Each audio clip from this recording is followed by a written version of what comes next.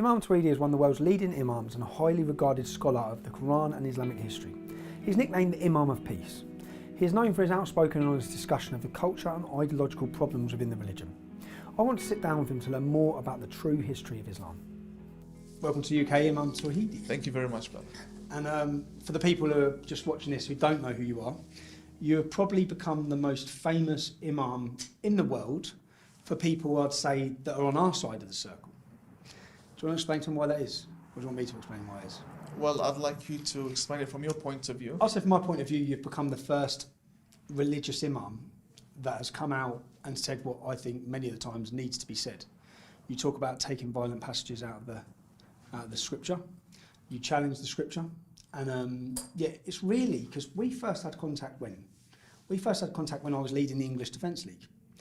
And even when we had that contact then, I was surprised, if I'm honest, because I'm leading the biggest street protest movement against Islam at the time. Every Muslim leader was very critical. You wasn't. More so, you sort of reached out at that time, talking openly, yeah. Indeed. I travelled to Iran, where I was born originally, but we migrated to Australia. I went back to Iran in 2006, and I engaged in my studies. And during my studies, I saw a lot of corruption within the political system of how the Islamic governments control the students and what they study, which at the end leads to missionaries coming to the West from these Islamic governments, being trained and funded. And I was once upon a time one of these missionaries that would be sent around the world to Canada and so on to preach Sharia law, spreading the caliphate under different names, Islamic government, or and even Sharia courts and so on. When I saw this corruption, I criticized them. I paid a very heavy price, interrogations, prisons. And then in Iran? In you Iran. You was in prison in Iran? Yes. For challenging it in 2006? Yes. Okay, I wasn't aware of that. And it was actually 2012. 2012, okay. Yes, in Iran. And I moved to Iraq, and I got involved in a few media projects. And then after I saw that my presence in Iraq is actually silencing a lot of what I can do, I moved out to the West and I started using social media to criticize the corruption.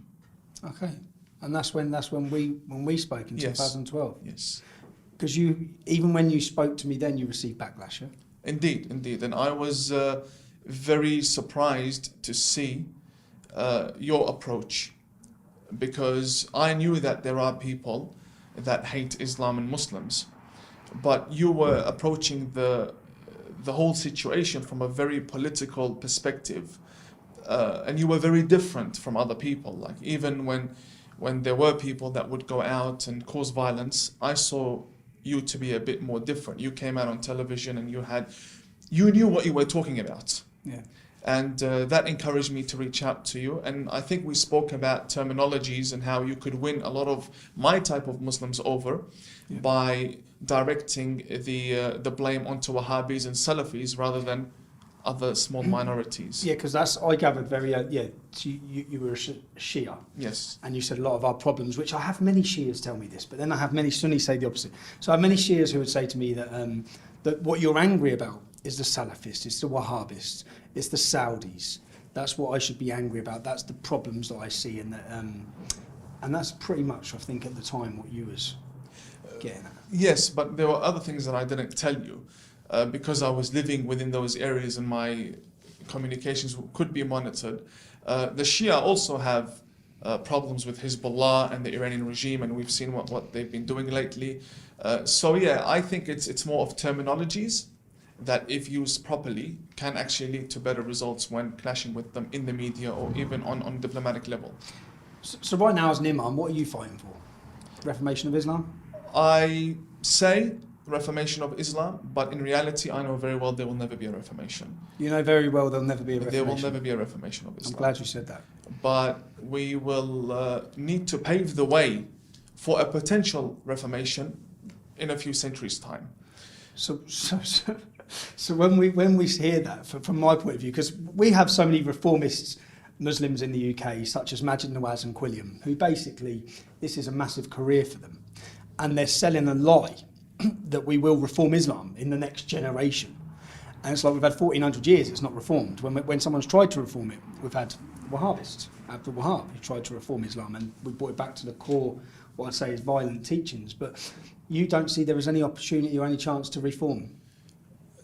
The idea of reforming something that was once upon a time introduced as perfect, it doesn't make sense. It's already perfect. So it's not like Islam was introduced in Mecca as another option or a theory or a new way of life. It was introduced as the perfect and the only way of life for all human beings. And when you come with such an approach, it's very hard to turn around and say, let's reform what is already perfect. What the Wahhabis did is that he sold a bigger lie, and he said, hey, let's live how the Prophet Muhammad lived, because that's the perfect image of man. So then he's more of a fundamentalist rather than a reformer in modern times. What I believe in when it comes to reform is that there will be a type of reform, but it's reformed individuals like myself. It will be a reformed Muslim community of third and fourth generation migrants, Muslim migrants to the UK, to Canada, to America, to Australia. People who no longer feel the attachment to what's happening in Syria and Iraq. For example, if most of these Middle Eastern families today have satellite dishes in their homes, whether they be legally or illegally, they have satellite dishes, and some of them require permits in certain countries such as Australia, some don't. When a father watches bombings happening in Syria, that emotional attachment of, yeah, let's send money to Syria, only exists within the father. It will no longer exist within the son and then the grandson. When you watch something in the news, you feel in debt to go and help out, interfering with what's happening over there. See, the problem is, we see the opposite though. On the ground in the UK, the first generations that come were not extreme. The extreme, in fact, every generation we go through in the British Muslim community, they get worse and worse. Their views and their intolerance gets worse. And that's, by any Pew research or any research, it shows that actually, even for example, it's the youngsters now. The majority of terrorist attacks now are 17 to 24-year-olds. That's the majority of arrests, and now youngsters. And that we've seen that change over the last 20 years, from being elder Muslims to then going into the youngsters. So for us to think, I've said so many times, what we need is a worldwide revolution within the Islamic community to get rid of the hatred. But that's not what we see. So, you know, say I'm an Englishman, and should I sit here, or should our country sit here and gamble on the chance? What do you think the realistic opportunity is for there to be a revolution, or for there to be a mass uprising from Muslim youth who are going to throw away their detachment to this extremism? It will never happen. It will never happen. So as an Englishman, see, this is why I say we have to stop Islam.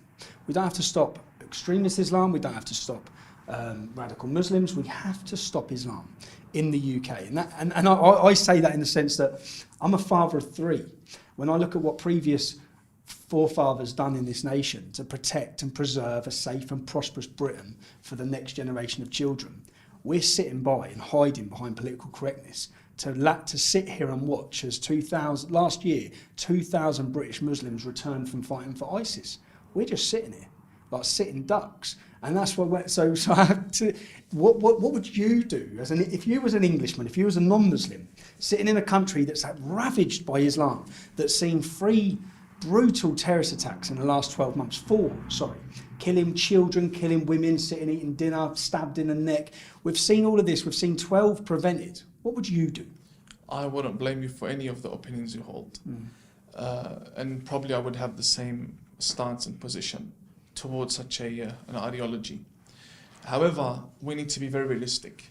We could sit down and discuss and talk and share emotions and even propose certain things in parliaments and draft bills, but if we're not realistic, we're not going to be reaching a result. And this is how I am very different from many people that I sit with. We need to be realistic. Now, you want to stop Islam.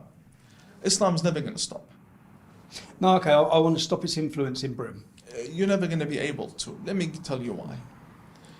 As much as I want to stop the radicals in Sydney, in Australia, it's very difficult, and this is why. Let's look at the Jewish community. The Jewish community For tens of centuries, they've been persecuted, massacred and killed. They never had a government to protect them before Israel. They don't have Sharia law tables in the streets and in the city calling people to Judaism, dawah. In fact, when a Jewish man wants to marry a lady and she decides to convert into Judaism, it's a very hard process for her to become Jewish. And amongst all of these problems, Judaism still exists, and there are many Jewish people out there. It's not easy to take a religion and just hope for it to vanish or stop it. It doesn't work like that. Especially when you look at the statistics and how much they are growing and the children they are having. Most Muslim families, in fact, most Middle Eastern families, mostly the Muslim of them, amongst them, drive vans and big cars. Why? Because 6, 7 kids. Exactly. Is that a fluke? Is that a fluke? Or is that population jihad? Look, my mother has 11 siblings. She's number 12, and one of them died from one mother and one father. When you're dealing with such a mentality that says, hey, lots of children is a beautiful thing in life. Is that the reason? That's the point I'm making. Is that the reason, or is it literally population rise in order to conquer areas? I will tell you this.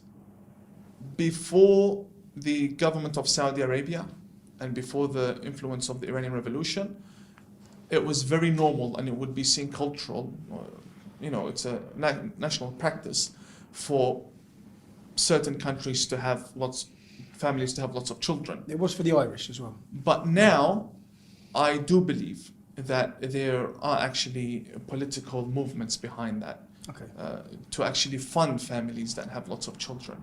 Yeah. And we see that in Ahwaz, in Iran, between Iran and southern Iraq. In order to change the demographics, region, yes. So that they have control of that area. And they're funded by the Saudis. Funded by the Saudis. Okay. Father, don't worry, we'll take care of your children. We'll take care of everything. Just make children. Make children, yeah. Okay, so, yeah, because we see the same. You know when you say there's not much we could do, say for example to halt that in the UK, all we'd have to do is stop the benefits for more than 2 children.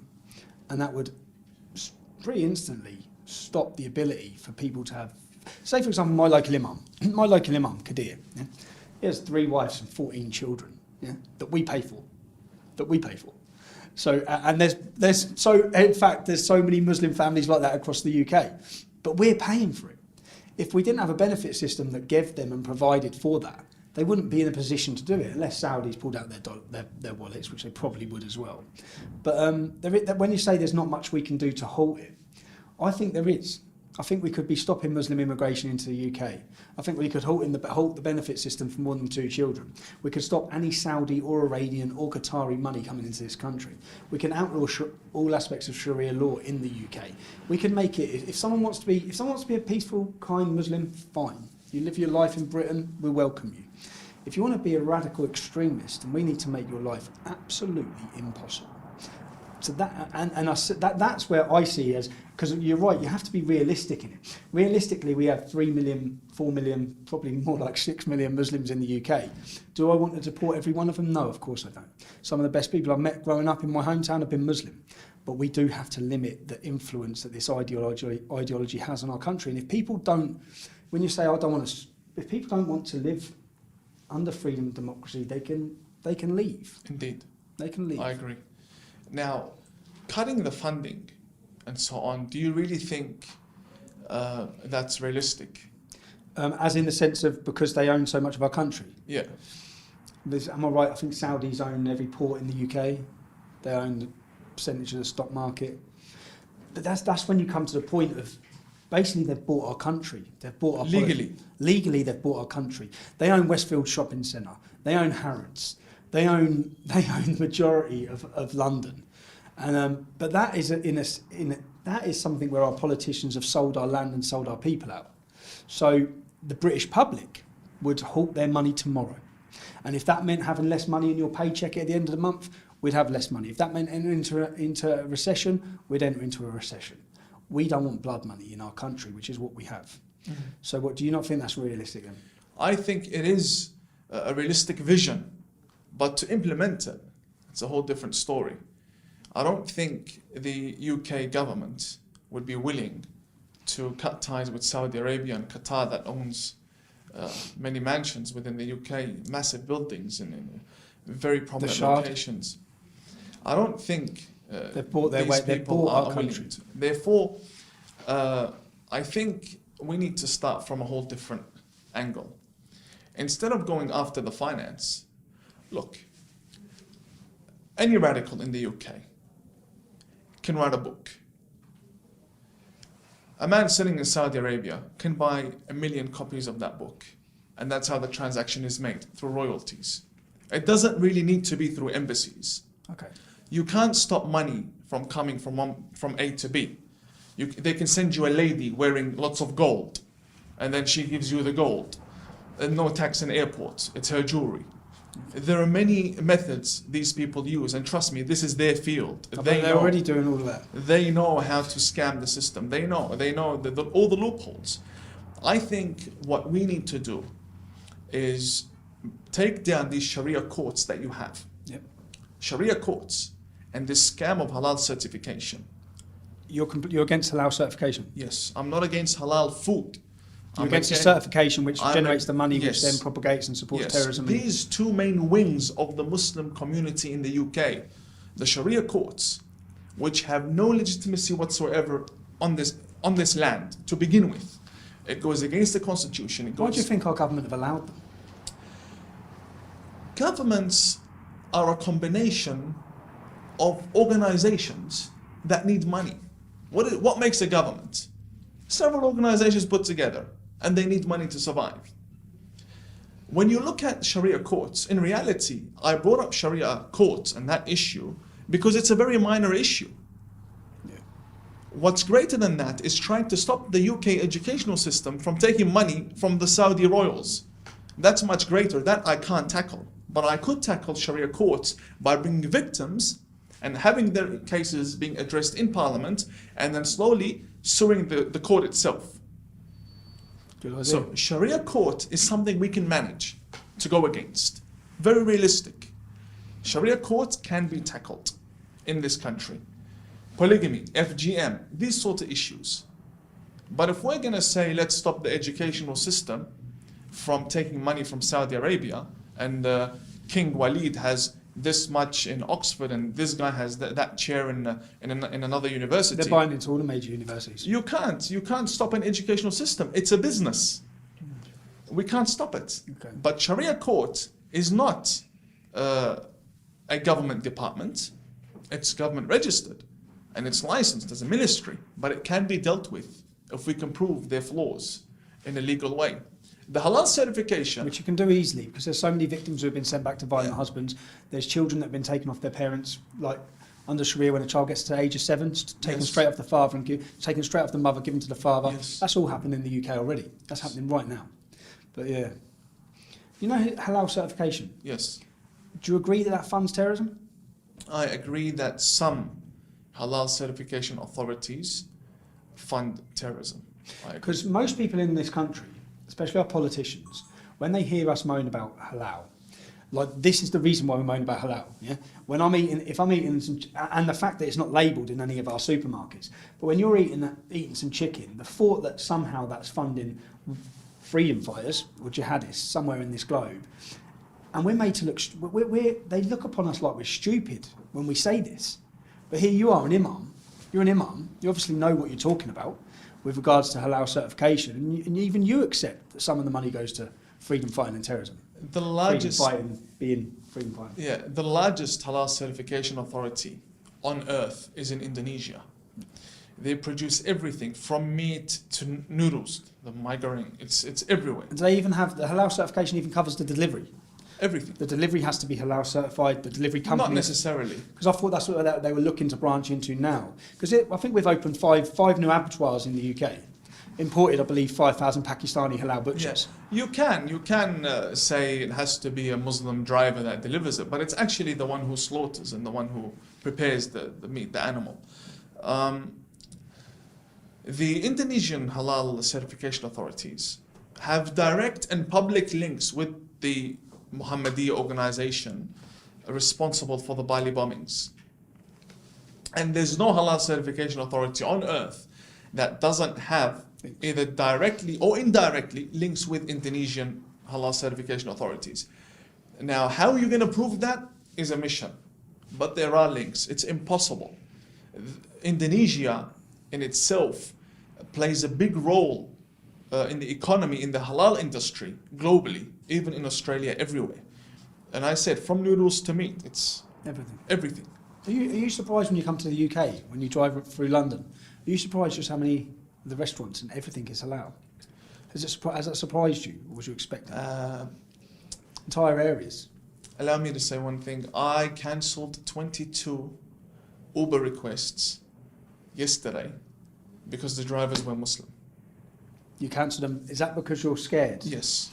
And just to get, so I didn't make that point at first, because of your outspokenness, because how you have people wanting to kill you and murder you. Yes. And there's been people arrested, am I right? Yes, they've been arrested. In Australia? In Australia. For planning to murder you? Attacking me. And you was charged attacked? Of assault, yes. Someone do your car, if I remember? Yes, my car's been vandalised, ISIS all over it. ISIS. There's currently a court case going on. You speak about taking violent verses out of Scripture within Islam. Correct. Am I correct? Which verses?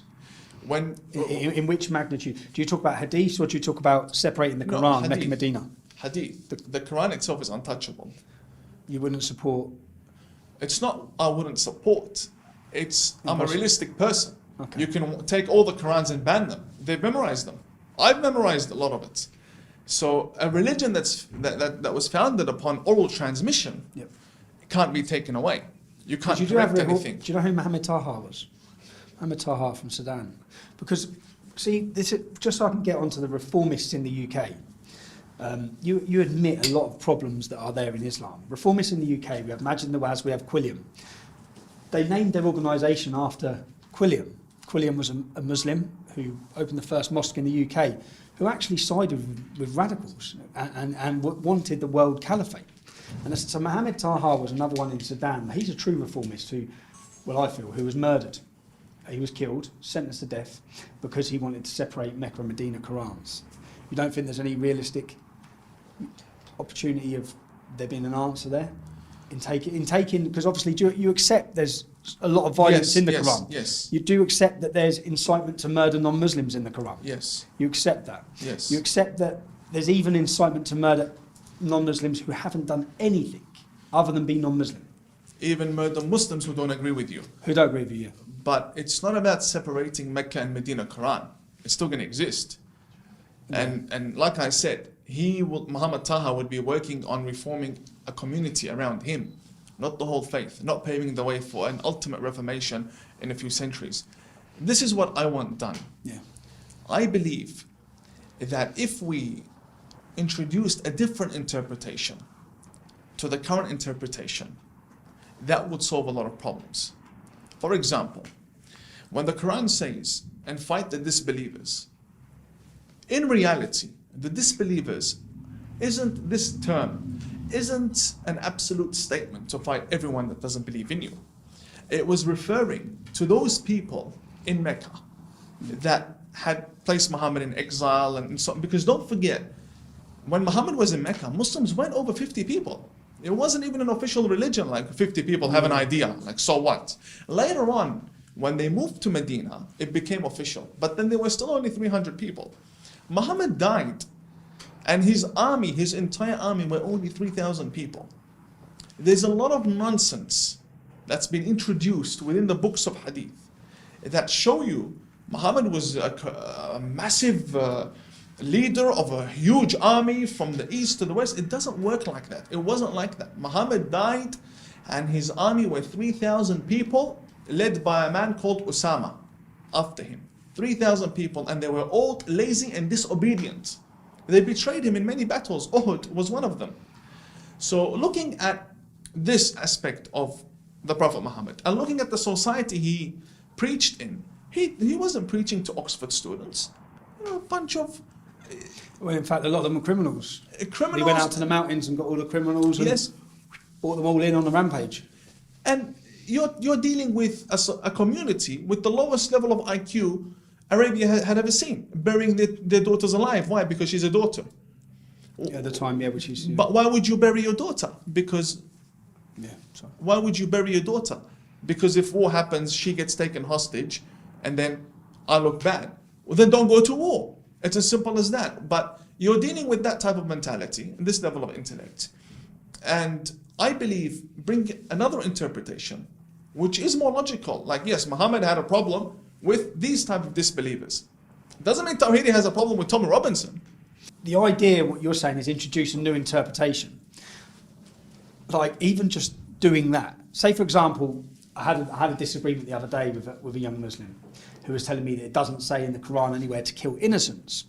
And I said, but then we get down to the word innocence, or we get down to who's innocent. And we have, do you know Ibn Kathir? Ibn Kathir, who's one of the world's most recognised Islamic scholars, who simply says that disobedience, so in the verse, say 533, where it says kill those who cause corruption or disobedience.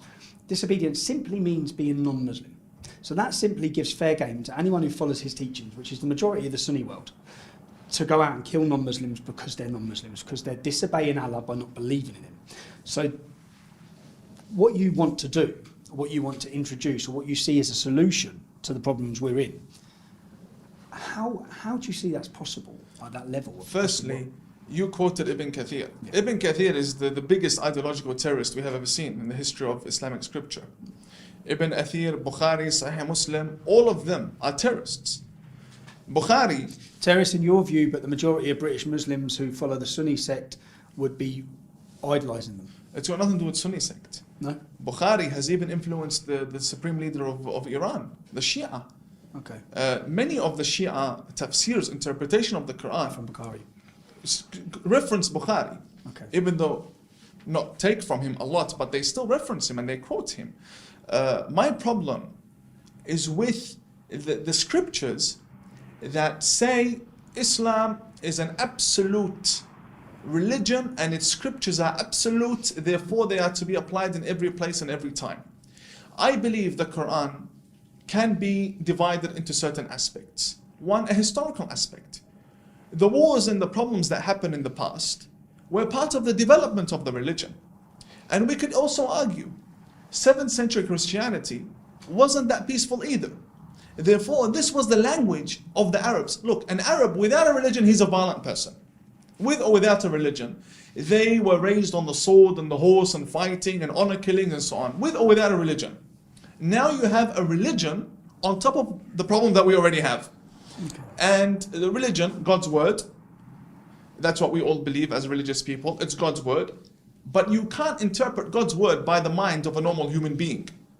Therefore, we have many interpretations of the Quran.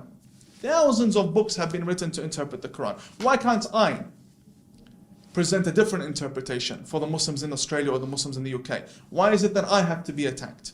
It's not like there's only one interpretation of the Quran. There are many interpretations. Thousands and thousands. Some of them have even been burnt and no longer exist, and we still have hundreds of thousands of interpretations.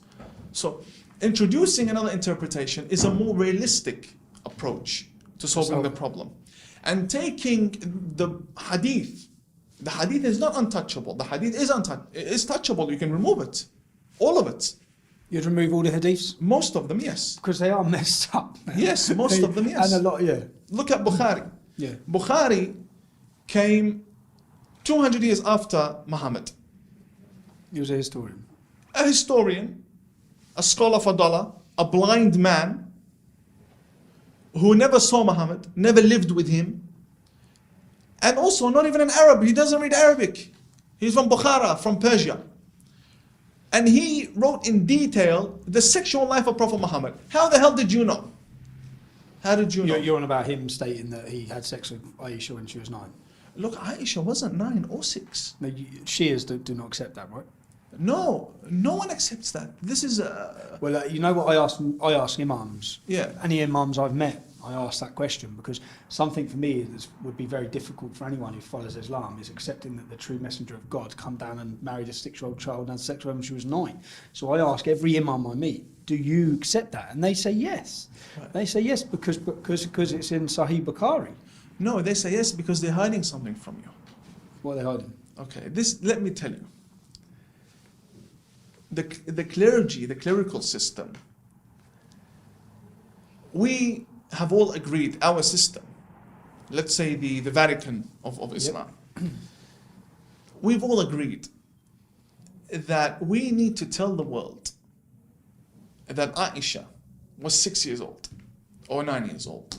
We've agreed to tell the world. Why? She wasn't 6 Why or would 9. you agree to tell She her? was 21. I've heard the argument. I've heard this argument. But why would you agree? Why? And this is the first time I say this on camera. Okay. What's more important in Islam is that Muhammad marries a virgin. So she weren't a virgin. You're saying she had been about. Aisha had been about. So you're all lying because you want everyone to think he married a pure girl, whereas really he married a... Oh my God, that's a different side to the argument. Sorry for laughing. I can't. No, I want you to laugh. I can't say any more, but you got it. For safety reasons, I can't say any more. But Okay, let me continue. So that would be the art, because I have heard this. I've heard it put as a Shia argument. We don't. When I meet Shias, no, we don't accept that she was that age. She was 21. But they don't tell you why. But you'd say the reason why was because she'd never have been a virgin. Never. You don't say that. And She'd the never been a only virgin at reason, 21. the only way to make sure. her a virgin is to push her age all the way back to 6. Which you believe, yeah, but that's what if you say the Islamic clergy around the world do. But then Sahih Bukhari, He's one of the people that... he's one of the people that you believe would be pushing this, Yes. even 200 years after Muhammad's death. How many scholars were there 200 years after Muhammad's death? Probably only 10 or 20. But then what those people are doing to hide that fact is introducing paedophilia, legitimising paedophilia from one end of this world, one end of this planet to the other. But their argument is that many other religions have that, so it's not that bad. It's better than Muhammad not marrying a virgin. Because look, there's another political aspect to it. You're going to get absolutely slaughtered for this, you realise this? Let me finish. Or if I'm going to get started, I might as well finish. There is another argument to it. The wife of Muhammad needs to be pure because she will be spreading much of the religion after him. And also, she's a political figure. You cannot sell the idea or the lie that Gabriel came onto Muhammad and showed him her picture from heaven if she wasn't a virgin. Like, at least she has to be on the level of Virgin Mary. First time I've ever heard this. But this is the question. Why is it that the majority of Muslims would like to paint this glorious image of Muhammad's wife, Aisha, but not do that for his own mother? Why? Because his mother, she died, and there's no political benefits in doing that for her. But Aisha, the more sacred we can make her look, the better it is for the religion. It's all politics. It's all lies. What about, this will be a question that I have to ask you anyway, because most people who sit on my side of the fence, I've read the comments, many people think you're great in the sense that finally we have an imam who accepts there's violent verses instructing people to kill us. He accepts all of these things. If I ask, if you accept that from the Quran, why are you still a Muslim? Firstly, the Quran itself, to me and to many like me. So if you were to ask me how many Muslims think like you, I would say in the millions. Less than 5 million. How many think exactly like you, your opinions and everything? 500,000. Where are they based? Mainly in the Middle East. Do we have prominent figures that come out and speak? Yes, we do. What's the problem? They don't speak in English, so you don't hear of them. But if you were to go to Memory TV and so on, you'll find many who speak good words. Like you can go onto Memory and see that they have people that speak common sense and are Muslim presenters and scholars and so on. Not all of them are radicals. We do have good people there. These people, the problem is they don't speak English, so you don't hear of them. I'm not bringing anything new to the table. Okay. I'm just from that minority that thinks this way. Why am I still a Muslim? Firstly, this minority, our interpretation of the Quran is that the Quran is a historical book, a book of examples, a book of wisdom, a book of stories, a book of events, a book of certain jurisprudential rulings. Don't drink, don't hurt your family, respect your parents and so on. What about beat your wife? Beat your wife is a whole new issue, and I can go through that with you now. Yeah, go on. But We'll go on to We'll meeting a in a wife. minute, yeah. For me, the hadith is out the window. I don't approve of the hadith. It's nothing to me. If I approve of the hadith, I approve of, for example, Sahifa Sajjadiyya, which is a book written by one of the grandsons of Prophet Muhammad. The treatise of rights for the human being. It speaks about the rights of the human body and the rights of your children by a man named Imam Sajjad. And we see Muhammad differently. The minority of Muslims see Prophet Muhammad differently. We don't believe he wanted to conquer the world. Like I just told you, he had 3,000 soldiers when he died. How is he going to go to the Prince of Persia and say, either you become Muslim or I'll come and I'll chop your head off? It doesn't make sense. The guy just took over the Roman Empire. Things don't add up. Sometimes in order for us to motivate, the clergymen to motivate these children, we make up lies.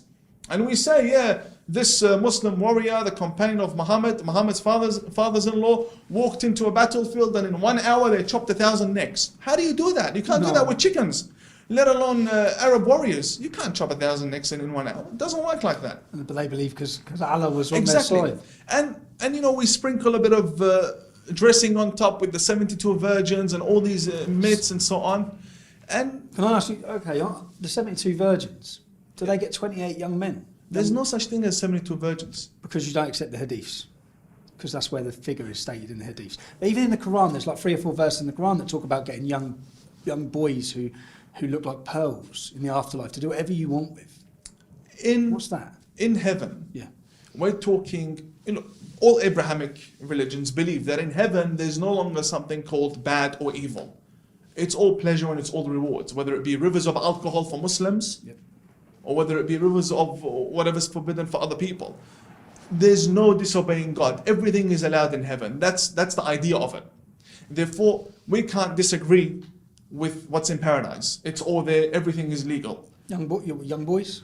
There's no such thing as young boys. No, so it's just Wildan mukhalladun, young men. young men. Yeah, Yeah, a young boy, men. Okay, a young boy is different from a rajul. A rajul is a man. A boy is a young man. When they talk, Tifl is a child. When they talk a huri, Huri is a term used to describe a very beautiful woman. okay. But the way they describe it in hadith is that she will come to you. The boy will come to you. Therefore, I don't really see. Who said we're going to go paradise anyway? But yeah, I don't really see that as my priority. Let's This argue. is the first opportunity I've had, because usually if I ask these questions, I'm usually getting a right mouthful. And, Yeah. and I'm interested to know what It's someone nonsense. who still sits as a Muslim but accepts a lot of the faults and problems that are there. We don't know if we're going to go hell or heaven. Focus on this earth and let's solve our problems. Later on, let's talk about what we believe as religious people. Coming back to my belief, why I'm still a Muslim. Yep. I told you that the Quran for us is a book of history, a book of developments, a book of... It's not a book that orders me to go and kill people every single day. We read it differently. It orders some to, though. Orders who? Some people take. The majority, not Yeah. some. The majority. The majority. Because they read it that way. Okay, yeah.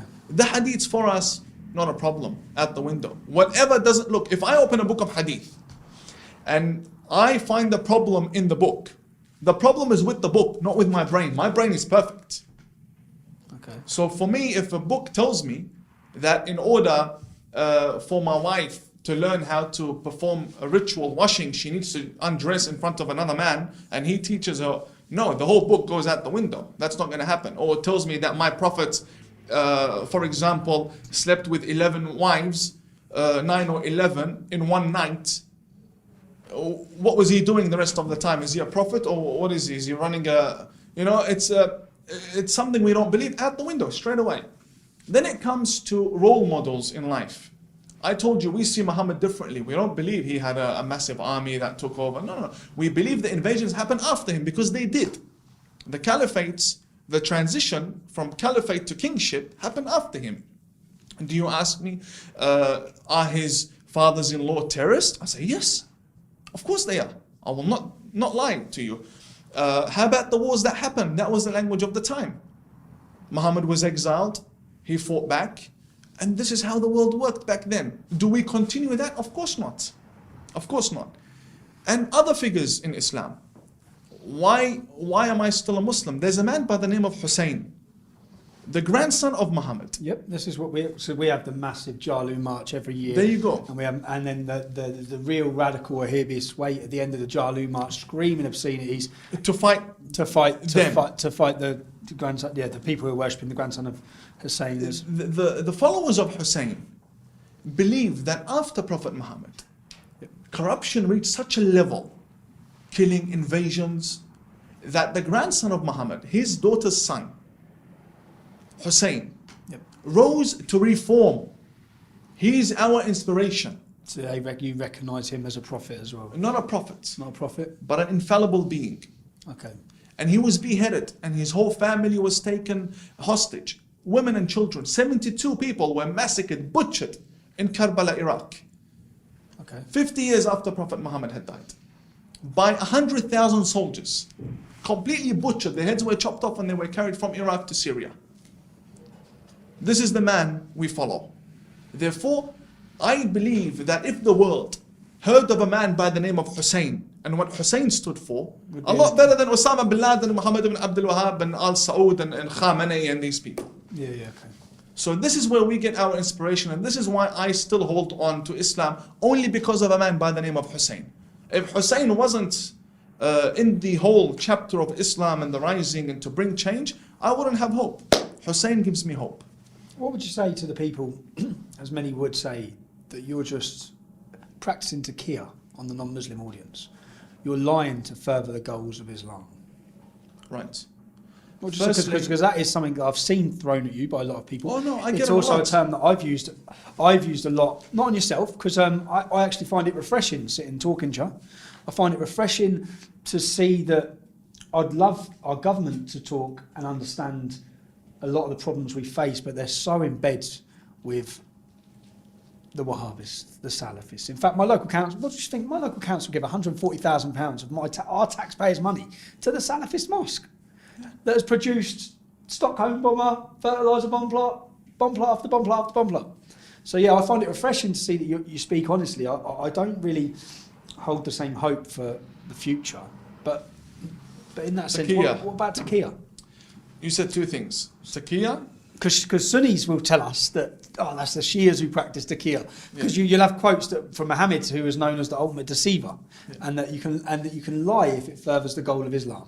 Firstly, taqiyya is applied and implemented in situations where you need to save your life. What I'm doing is against taqiyya. What I'm doing is putting myself in danger. I agree. So I'm not protecting anything. Secondly, furthering the cause of Islam, I haven't had one person convert because of me until now. And I don't call for people to enter Islam.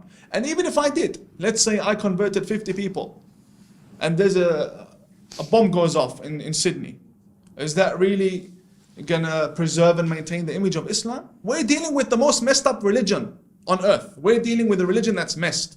What am I telling the truth gonna do? What is that gonna do? It's like putting perfume on something that's already messed up. And I'm not an organization, I'm not a movement, I'm Tawhidi. There's not much I can do, even if I wanted to paint a good image. You can't, because on the other side, how many people do you have? When I'm asleep, they're working. Oh, completely, which is what I had said with Quilliam. How many people have you converted to your way of thinking in the last 12 months? Probably none. But yet the other side have converted thousands of prisoners, thousands on the streets with dawah stalls. What message would you give to our government? If you say, knowing what you know, you've been at the top of the scholarship of Islam, you've learned from the best, you know the practices they're using to further the goals of Islam, which at times can be problematic. What message would you give to our government in how to limit and deal with the problems that we have? Two things that I'd like to say to answer your question. One, the people in your government right now are not qualified to lead at all. So from the lowest form of government, which is the mayor of London, Sadiq Khan, up to Theresa May. You're not a fan of Sadiq Khan? No, I wouldn't have him manager of McDonald's, let alone mayor of London. I'm not joking. I'm honest. I would not have him manager of McDonald's.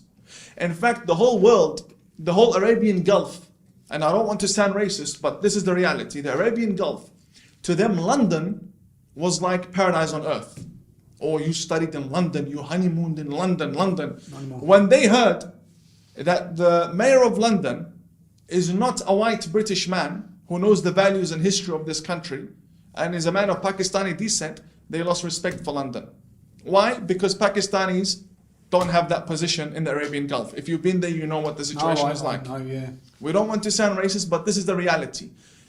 But Pakistan are probably the most problematic Islamic nation in the world. Exactly, and I haven't heard him criticize or call for the closing of the Pakistani embassy or anything. I haven't heard anything like that from Even though him. there's terrorism going, yeah. So I don't believe in Sadiq at all. When it comes to Theresa May, there's a big difference between understanding the Muslim community and having good relationships with them and actually stopping terrorism and extremism within the community. You having good relations with them doesn't mean you have control over the extremist elements within them. Therefore, this is all I have to say when it comes to Theresa May. Perhaps her office might want to employ certain experts, not imams or scholars. Yeah, that's what they do. Experts. After 7/7, our government set up a panel room of approximately 100 Muslim leaders across the country. 80% of those men were what people would refer to as Islamists. Were pushing or blaming everything on foreign policy, not accepting any fault. And that's who they set up as their advisory board. That was after 7/7. I will not deny They're in bed fact. with the worst people. Yeah, I won't deny the fact that, yes, Western interference in the Middle East does cause backlash. But come on, the ideology of ISIS was there before Hillary Clinton funded it. Yes. It's not like they made terrorism. It was already there. Yeah, under different names and different guises. It already existed. From the first Islamic Caliphate up until today. It already existed. Just getting on to yourself, what have you received? What sort of reaction have you received from the Muslim community and from the non-Muslim community since you've started this very public speaking out? And I would say you're completely putting your life on the line in many circumstances. Yeah, what reception have you received? Very mixed. From the Muslim, two types of reactions, and from the non-Muslim community, again, another two type. The Muslim community, the regular Muslims that you see every day, some are with me, some are not with me. Those that are with me, they divide into groups. Some would speak out that they are with me, and you'll find them a very small minority on my pages online. And some would say, we're with him, but we don't want to speak out. We'll lose our jobs and so on. And families. Yeah, that's the regular Muslims. Then you have the imams. And the Australian government knows.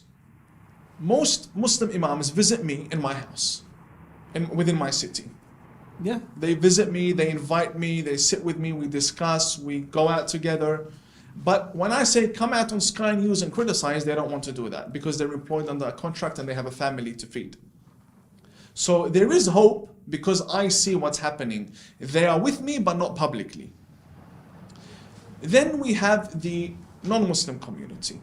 The non-Muslim community, when they look at me, they say, okay, he's a right wing. There's no such thing as right wing.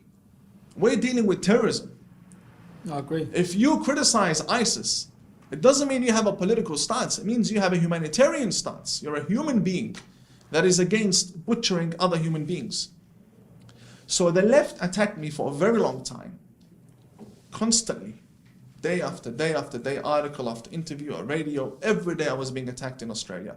And then they came to realize. The left attack you? Yes. The left attack you. You're a Muslim imam coming out speaking against terrorism. The left are the real bigots, not the right. The left are the real racist bigots. It is them.